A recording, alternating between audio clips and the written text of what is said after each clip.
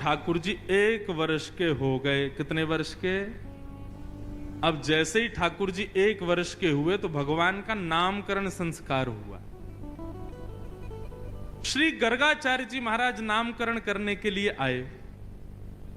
गर्गाचार्य जी ने आकर के कहा, नंद बाबा कल का मुहूर्त अच्छा है, कल नामकरण कर देंगे, आज रात्रि विश्राम कर लेते हैं।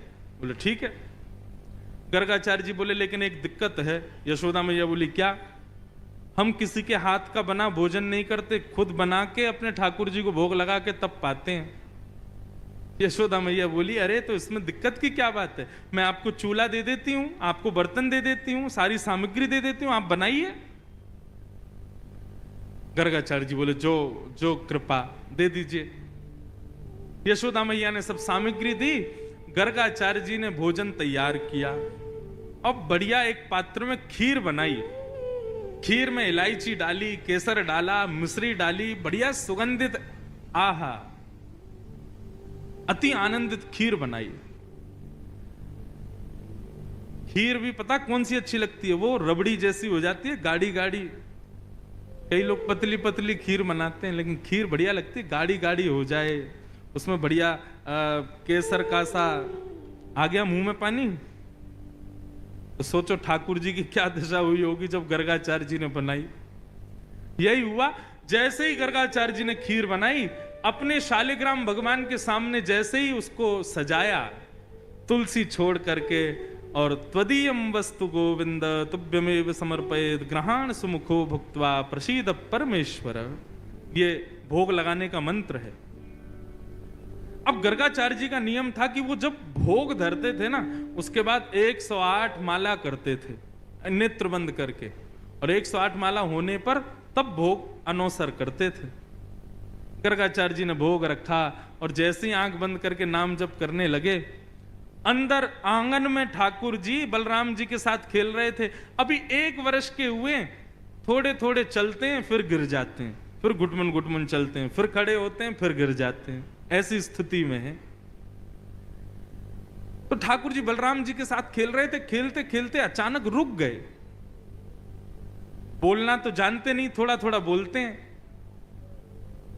बलराम जी बोले का भयो?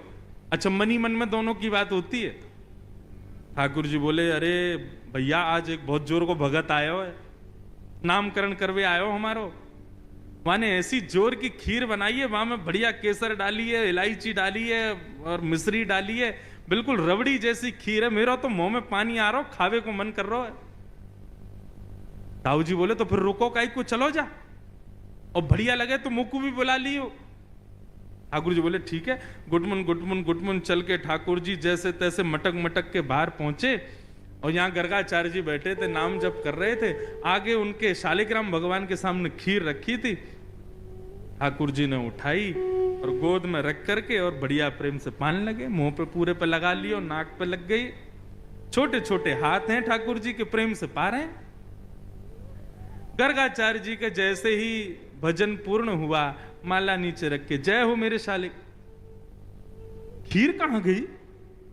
तभी देखा तो थोड़ी दूर पे ही महाराज हाथ पांव सब सने हैं, मुंह पे पूरी खीर गिरी है और नीचे फैली पड़ी है, और ठाकुर जी प्रेम भाव से खीर खा रहे हैं। और जैसे ही गर्गाचार्य जी ने देखा तो हंसने और लगे। 2 दतुइयां दिख रही हैं ठाकुर जी की, अभी 2 ही दांत आए हैं। अरे यशोदा देख, तेरे लाला ने कहा कियो, मेरे ठाकुर जी को भोग झूठो कर दियो सबरो। यशोदा मैया दौड़ी दौड़ी आई, बोले बाबा बाबा बाबा नाराज मत हो, छोटो बालक है, आप क्षमा कर दियो। बोले देख पूरी खीर खा गए हो। बोले वो तो बहुत बड़ी सौभाग्य की बात है कि खीर खाई, नहीं तो ये शालिग्राम को गुलाब जामुन समझ के खा जाए। नंद बाबा तो अपने शालिग्राम भगवान छुपाते डोले, क्योंकि याकू ऐसा लगे ये खावे वाली वस्तु है। वो तो बाबा कृपा है कि आपके शालिग्राम ना खाए, यानी खीर ही खाइए। मैया ने लाल जी को उठाया, भीतर ले जा करके आंगन में छोड़ दिया। बाहर आई, फिर से चौका लगाया, दूसरी सामग्री दी। गर्गाचार्य जी ने फिर से खीर बनाई, ठाकुर जी से क्षमा मांगने लगे। बोले वो छोटा बालक है, नाथ क्षमा कर देना, आप भोग लगाओ। जैसी माला जपन लगे, ठाकुर जी फिर रुक गए भीतर। दाऊ दादा बोले लाला अब के कहा भयो? बोले भगत है तो बढ़िया, खीर भी बढ़िया बनावे, लेकिन मैया तो शिकायत कर दे हमारी। अच्छा लाला कोई बात ना, अब की बार और बढ़िया खीर बनाइए, तू जाके चक्के आ। ठाकुर जी फिर से गए, गुडमुन गुडमुन गुडमुन चल करके गए, उठाई खीर का पात तो फिर से खाने लगे। गर्गाचार्य जी की जैसे ही माला पूरी हुई, देखा अब तो खड़े ही हो गए, नहीं रहना हमें यहाँ यशोदा, देख तेरो लाला फिर से हमारा भूख झूठो कर दिए सबरो। यशोदा मैया बोली क्षमा कर दो, मैं अपने बालक को किसी कमरा में बंद कर दूंगी, लेकिन आप नाराज मत हो। ठाकुर जी को ले जाके एक कमरे में छोड़ दिया और मैया ने फिर से सब सामग्री दी। ठाकुर जी ने खोली खिड़की और खिड़की पकड़ करके अब 1 वर्ष के ठाकुर जी और गुस्सा में देख रहे हैं गर्गाचार्य जी को। गर्गाचार्य जी भी देख रहे हैं, शैतान बालक। ठाकुर जी भी मन मन सोच रहे हैं, दारी के अभी तो तेने शैतानी देखी ना है हमारी, अब के बना तो को बताऊंगा मैं। गर्गाचार्य जी ने भोग बनाया, 3री बार भोग रखा। ठाकुर जी क्षमा कर दियो, छोटो बालक है, अब की बार भोग लगाओ। और जैसे ही त्वदीयम वस्तु गोविंद नाम जप करने लगे, ठाकुर जी उतरे और धीरे से खिड़की खोली, दरवाजा खोला, गुटमुन गुटमुन गुटमुन चल करके बाहर आए और उठाया खीर का पात्र। और जैसे ही पाने लगे, गर्गाचार्य जी को संदेह हो गया था कि कहीं बालक फिर से तो नहीं आ गया। जैसे ही नेत्र खोल करके देखा तो नन्हे से गोपाल जी के ही 4 भुजा प्रकट हो गई। शंख चक्र गदा पद्म ठाकुर जी ने अपने भुजाओं में धारण कर लिया। चतुर्भुज नारायण के रूप में नन्हे से बालक के रूप में ही प्रकट हो गए। और एक भुजा से तो स्वयं खीर खा रहे हैं और अपनी झूठे हाथ से ही गर्गाचार्य जी को खिला रहे हैं। गर्गाचार्य जी नतमस्तक हो गए, बोले नाथ क्षमा करना, मैं आपके रूप को पहचान नहीं पाया। ठाकुर जी बोले हमने ये रूप आपको इसलिए दिखाया है कि कल जब आप हमको हमारा नामकरण करोगे तो हमारे ग्रह नक्षत्र देख करके आपको सब पता चल जाएगा कि मैं कौन हूं। लेकिन ये सच्चाई हमारी मैया को मत बताना कि मैं कौन हूं। आपको छुपाना है कि मैं परमात्मा। मैया अभी मुझसे प्रेम करती है, मुझे दुलार करती है, मुझे बहुत स्नेह देती है। यदि वाकू पतो चल गई कि मैं भगवान हूं तो कहीं मंदिर में दियावेगी मुझको पुजारी जी, या की पूजा करे करो, भगवान है ये, मुझको मंदिर में ना जानो, मैं तो मैया के पास ही रहूंगा। बंधु आप जब बाल लीला सुनोगे तो आपको एक चीज पता चलेगी कि सबकी कोई ना कोई चाह है, लेकिन हमारे लाल जी की केवल एक ही चाह है कि मेरा भक्त सदा मुझसे प्रेम करे और जितना हो सके मुझसे प्रीति लुटावे मेरे ऊपर। उनको भगवान बनने का शौक नहीं है, सुबह शाम दिया बत्ती अगरबत्ती देखने का शौक नहीं है। आप प्रेम से क्या प्रदान करते हो, क्या देते हो, क्या सुनाते हो, वो उसके भूखे हैं, वो दिया करो। नामकरण संस्कार हुआ और बड़े भाई का नाम बलराम और छोटे भाई का शुक्ले रक्तस्थता पीत इदानिम कृष्णताम गत, भगवान का नाम कृष्ण रखा गया। बोलो बाल कृष्ण लाल की जय। बंधुओं, कई लोग इस नाम को अशुद्ध बोलते हैं, कई लोग कृष्ण बोलते हैं, कई लोग कृष्ण बोलते हैं, कोई कृष्णा बोलता है। भगवान का नाम शुद्ध उच्चारण करो। नाम क्या है? कृष्ण, भगवान। जय श्री कृष्ण। कृष्ण शब्द का अर्थ क्या है? वैसे तो कृष्ण शब्द का अर्थ, शाब्दिक अर्थ देखोगे तो थोड़ा सांवला, थोड़ा काला, उसको कृष्ण कहते हैं। लेकिन कृष्ण का भावार्थ यदि सुनोगे तो कृष्ण यानी कि पृथ्वी का मालिक, कृषि, और न यानी कि निवृत्ति, जिनका नाम गाने से पृथ्वी पर रहने वाले हम सब जीवात्माओं को निवृत्ति मिल जाती है, प्रवृत्ति छूट करके हम निवृत्त हो जाते हैं, उनका नाम है कृष्ण, भगवान कृष्ण।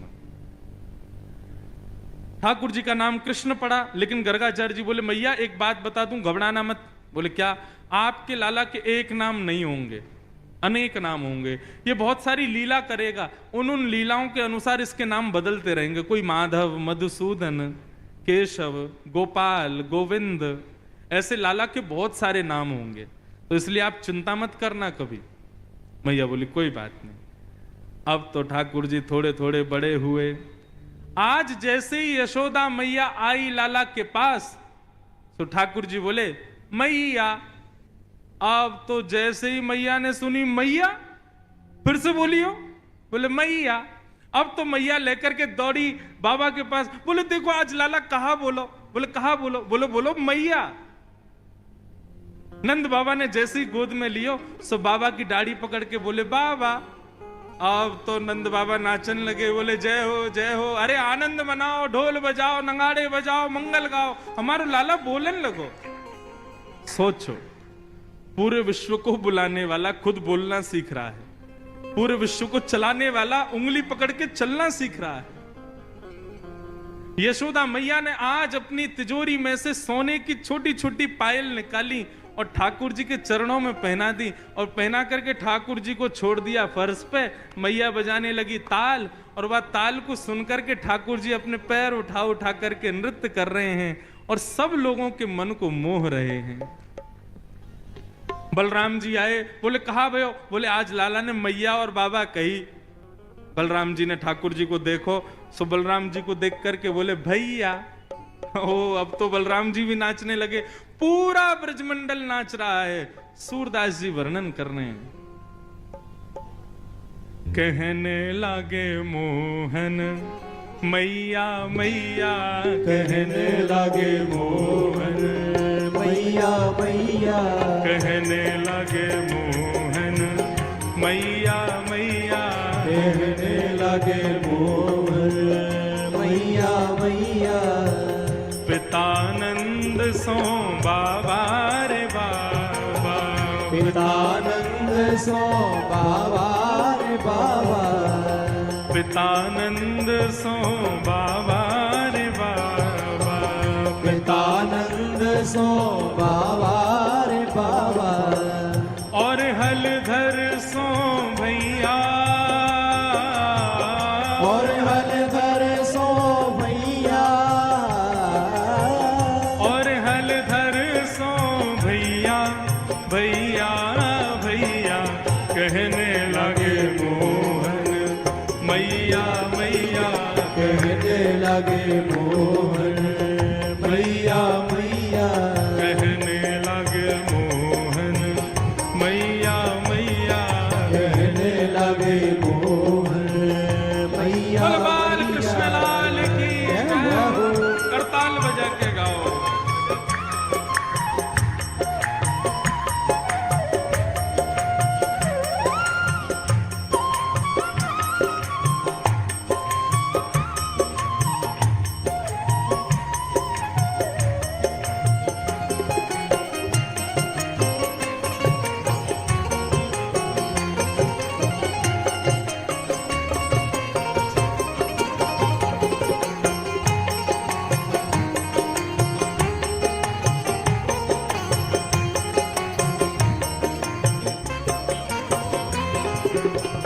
दूर खिलन जन जाओ लाल रे, दूर खिलन जन जाओ लाल रे, दूर खिलन मत जाओ लाल रे, दूर खिलन मत जाओ लाल रे।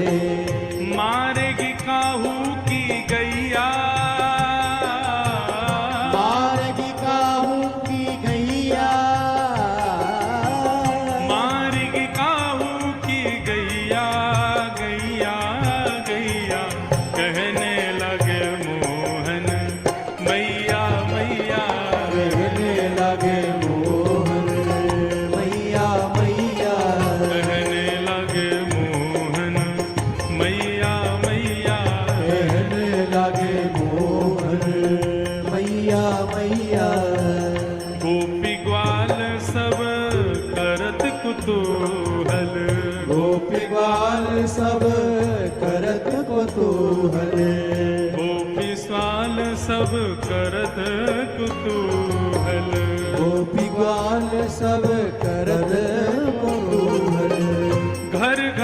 बजत बधैया, घर घर बजत बधैया,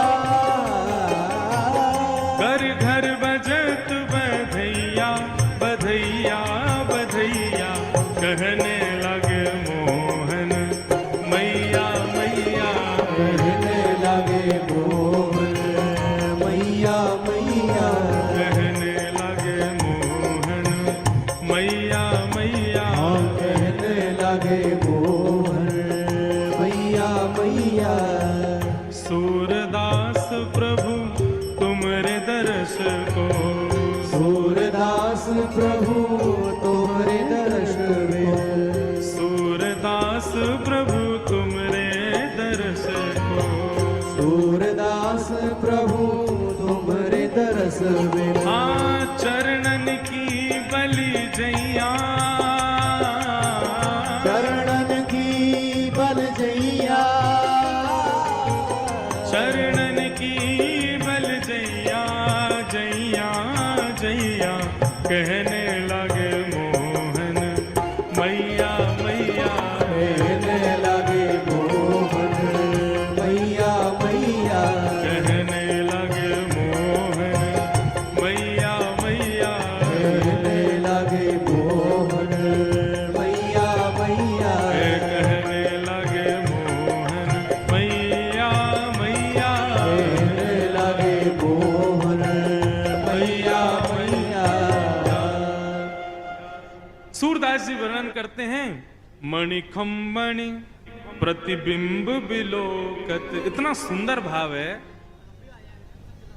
नंद भवन में जो खंबे लगे हैं ना, उन खंबों में मणियां लगी हैं, और वो मणियां ऐसी हैं कि उन मणियों में प्रतिबिंब दिखाई देता है, मतलब जिस शीशे की तरह आप अपने आप को देख सकते हो। तो क्या होता है, बोले मणि में जब ठाकुर जी अपने आप को देखते हैं तो अपने आप को देख करके ठाकुर जी नाचने लग जाते हैं, कमर पे हाथ रखते हैं, सिर पे हाथ धरते हैं, फिर मटक मटक के नाचते हैं खुद को देख देख करके। सूरदास जी कहते हैं, इस रूप को देख करके गोपी ग्वाल बल जइया, सब गोपी ग्वाल आ करके लाला की बलैया लेती हैं। ऐसी मधुर लीला है। अब आज की कथा जो है ना, अब ज्ञान वैराग्य तो सब गए कल, अब आज तो प्रेम ही प्रेम है, गाते ही रहो बस, एक के बाद एक ठाकुर जी की मधुर मधुर लीला है, और लीलाओं को गाया ही जाता है। बताएं क्या, सुनाएं क्या। ठाकुर जी अब मैया बाबा भैया सब बोलने लगे। अब ठाकुर जी की आयु हो गई कितनी, 3.5 वर्ष की। कितने हो गए ठाकुर जी? और जैसे ही ठाकुर जी 3.5 वर्ष के भये हैं, भगवान ने अपने अंग प्रत्यंगों में स्प्रिंग एक्टिवेट कर ली। अब तो इतना ऊधम मचाते हैं, इतना ऊधम मचाते हैं, जो महाराज किसी के वश में ही नहीं रहते।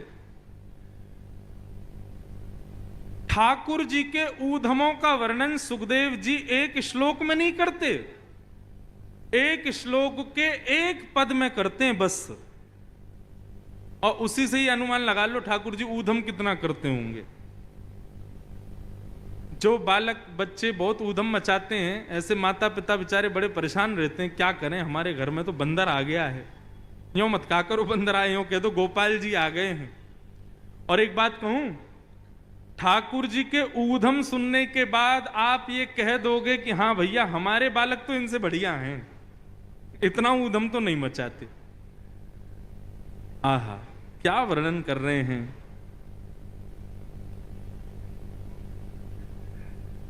श्रृंग्यग्निड्यं शशि जलद्विज कंटकेभ्य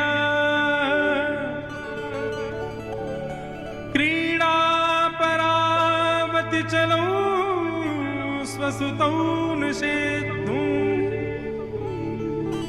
गृहाणि कर्तुमपि न तज्जनीयो सेकातया पतुरलम मनसो नवस्था। भगवान के ऊधमों का वर्णन किया गया। ठाकुर जी कैसा ऊधम मचाते हैं।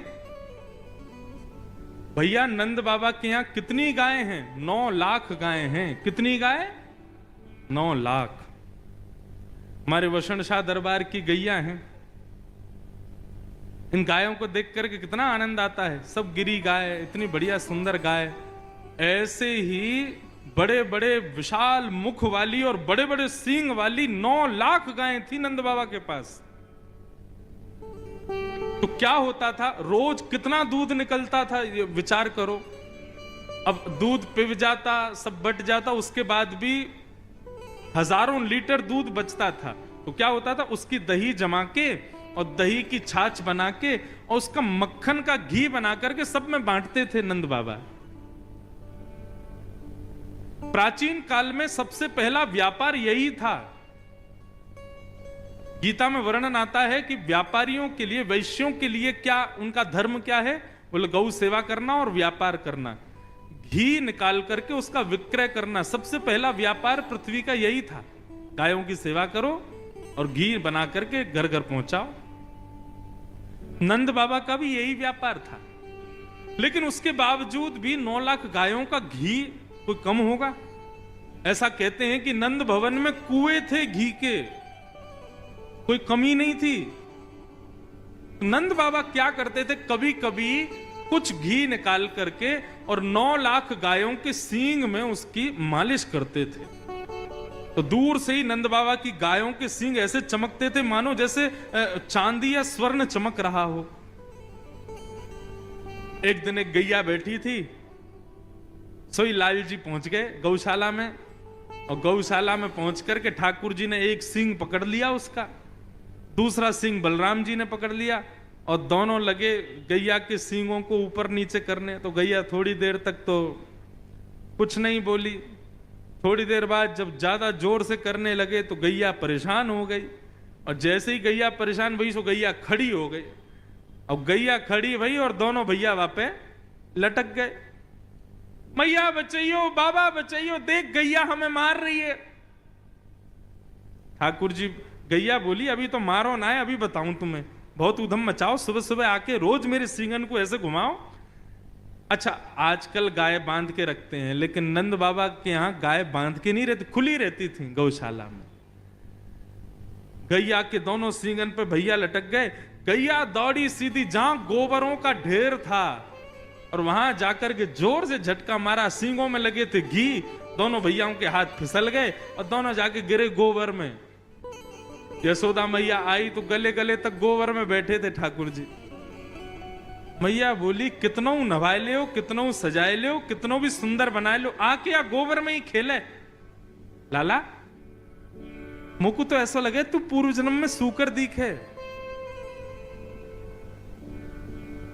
बलराम जी बोले हाँ मैया सही कह रही है, ये पूर्व जन्म में सूकर ही हो, बरा बन के आयो। ये श्रृंगी अग्नि मैया चूल्हे पे भोजन बनाती है, सोई बलराम जी से लड़ाई कर लेते हैं ठाकुर जी, और बलराम जी को मारने के लिए कोई और साधन नहीं मिलता तो चूल्हे की जलती हुई लकड़ी लेके भागते हैं पीछे, और फिर एक दूसरे जल जाते हैं। मैया बेचारे दोनों को संभालती रहती है। श्रृंगी अग्नि, अब आया तीसरा ड्यमष्टि। ठाकुर जी क्या करते हैं, कृष्ण बलराम दोनों में शर्त लगती है। बोले क्या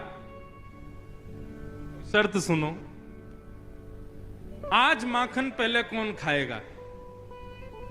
बोले ऐसे नहीं भाई, तुम बड़े भैया हो, तुम पहले खाओगे, ये वाला काम नहीं चलता है।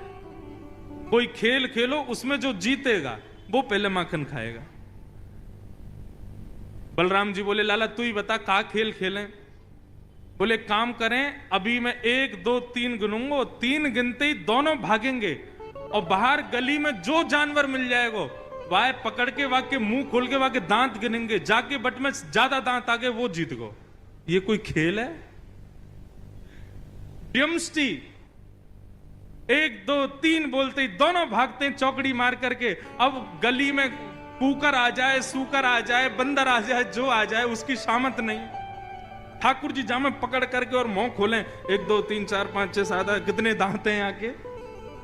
और अगर बलराम जी के ज्यादा दांत निकल आते हैं तो ठाकुर जी तिरछी नजर से उसी जानवर को देखते हैं, कल के आके दिखाइयो हमारे मोहल्ला में तू तेने हरा दियो में। ड्यमष्टि श्रृंगी अग्नि ड्यमष्टि जल, हमारे बालक हैं इतने उद्यमी? अभी तो 3 ही बाबू हैं, अभी तो 3-4 और बच्चे हैं। जल में कूद जाते हैं और कूदने के बाद ऐसा नाटक कर रहे हैं जैसे डूब रहे हो। मैया बचाइयो, देख तेरो लाला डूब रहा। अरे मैया जल्दी आ, तेरो लाला डूब जाएगा।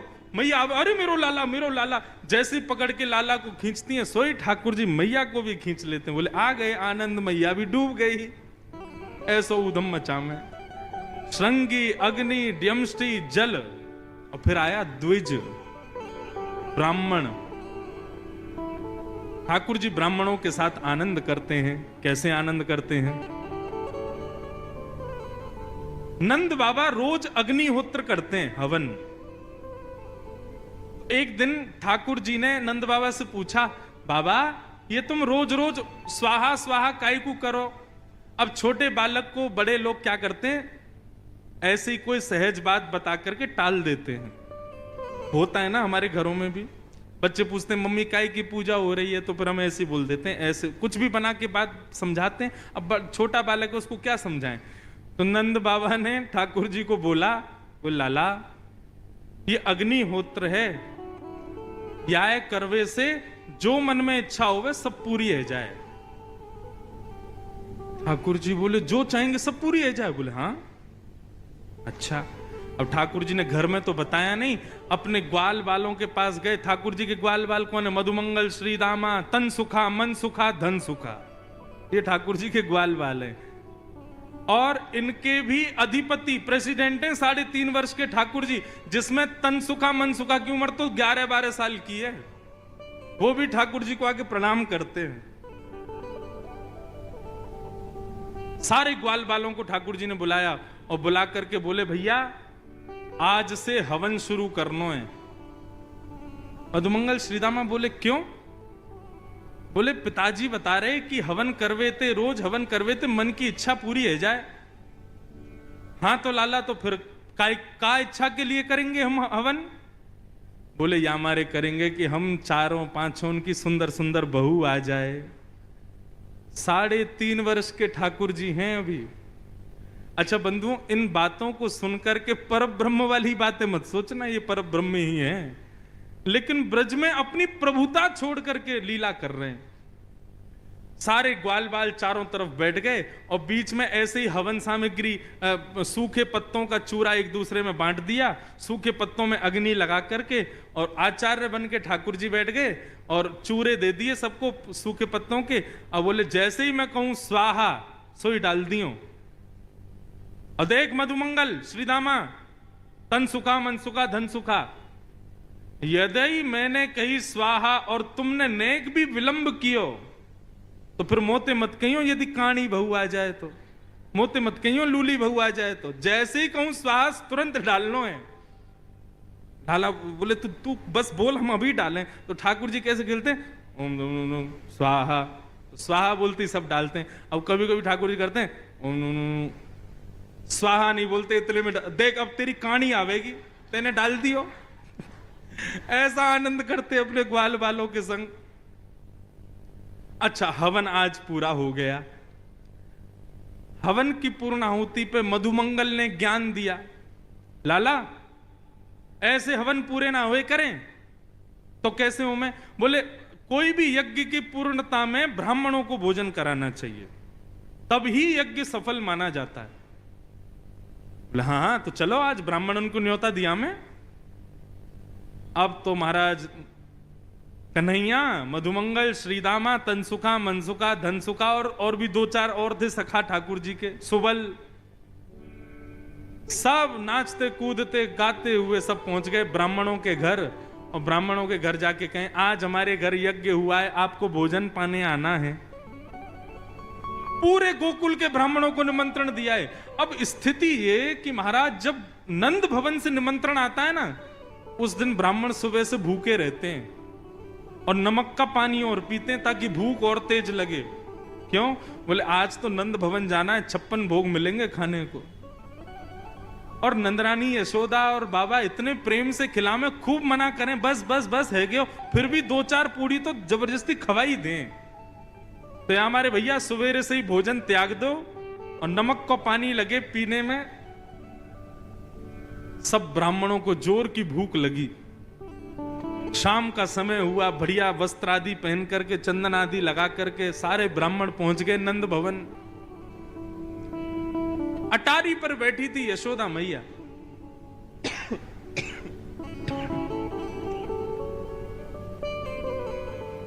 यशोदा मैया ने जैसी देखा इतने सारे ब्राह्मण, नीचे उतर करके आई।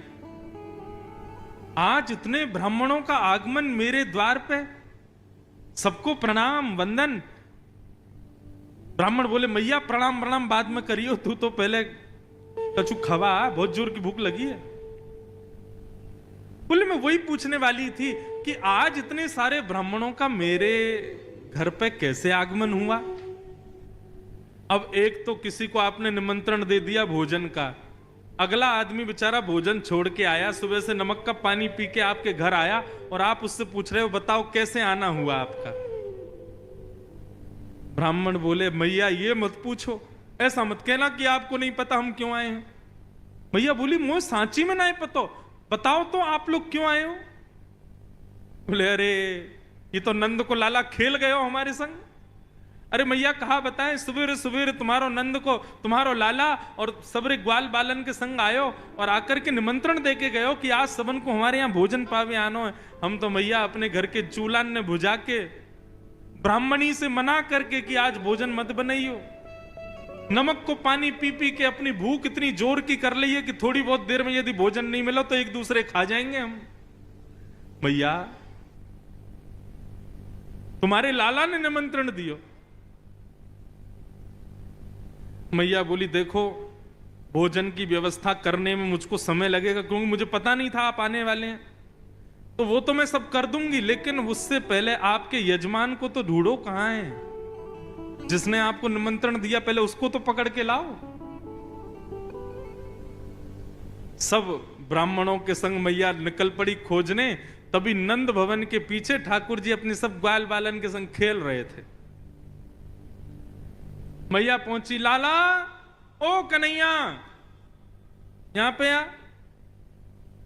जैसे ही ठाकुर जी ने पीछे देखी, ओ मधुमंगल ये तो सांची में आ गए सबरे, हम तो ऐसे ही आनंद में निमंत्रण दे के आए, तो सांची में आ गए। बोले हम लाला ये तो सांची में आ गए और मैया और पकड़ के लाए, मैया मारेगी आज। ठाकुर जी बोले अकेला ना पिटूंगा, तुम भी चलो मेरे संग, एक एक थप्पड़ तुम भी खाइयो। सब रे ग्वाल बाल पहुंचे मैया के पास। हाँ मैया। मधुमंगल श्रीदामा बोले लाला पहले बचवे को प्रयास करियो, झूठ बोल बाल के कछु निकारवे को कोशिश करियो, पिटनो ना पड़े, और जब पीटवे की शामत आएगी तो हम सब रे गाल आगे कर ही देंगे अपनो, का करें गलती तो है ही गई। ठाकुर जी बोले हाँ मैया कहा भयो। मैया बोली ये सब कौन है। ये हमारे गोकुल के सब ब्राह्मण हैं, ये क्यों आए हमारे यहां। मैया मोए ना पता क्यों आए हैं। बोले झूठ बोले, ये सब रे यूं कह रहे हैं कि तू सबन के घर गयो और सबके घर जा जा करके तेने न्योता दियो कि आइयो आज हमारे घर पर यज्ञ भयो, सब लोग भोजन पावे आइयो। मैया मैं गयो इनके घर। मैया मैं तेरी सौगंध खा के कह रहा हूं, मुझको तो यूं ना पता इनको घर कौन सी गली में, मैं ना जानू। ब्राह्मण बोले देखो कितना झूठ बोल रहे हैं, कितना भयंकर झूठ बोल रहे हैं। मैया ने पकड़े कान, लाला सांची बता तेने इनको निमंत्रण क्यों दियो। बोले मैया देख तो कुछ सांची बताऊं। बोले हाँ बता। मारेगी तो नहीं। बोले ना मारूंगी। बोले हमने पूजा पूजा खेल खेलो, पूजा पूजा खेल रहे हम लोग सब रे, मैं आचार्य बनो, ये मधुमंगल ब्रह्मा बनो और ये सब रे ब्राह्मण बने, हम सब लोग आचार्य बन के ऐसे आनंद से खेल खेल कर रहे पूजा पूजा को। तभी ये मधुमंगल बोलो भैया अनुष्ठान के बाद में भोजन ब्राह्मण भोजन होना चाहिए, तो हम तो ऐसे ही खेल खेल में निमंत्रण दिया है इनको, अब ये आ गए हैं तो अब आपको कोई व्यवस्था करने की जरूरत ना है। जब हमारो हवन ही खेल खेल को तो भोजन भी खेल खेल को। ये भी सूखे सूखे पत्ता हाथ में लेके कहते हैं हाँ भाई मोहन थार बहुत बढ़िया बनी है, पूड़ी बहुत अच्छी बनी है, देख क्या बात है, देख सब्जी बहुत जोर की बनी है। खेल खेल की पूजा, खेल खेल को निमंत्रण। फिर मैया ने मधुमंगल श्रीदामा सबरे एक एक तो धर दिए सबन में। फिर वाके बाद ब्राह्मणन को चक्क भोजन करायो, ठाकुर जी परोस रहे हैं सबको, लेकिन ठाकुर जी के ऊधम से बुरा किसी को नहीं लगता, सबको आनंद आता है।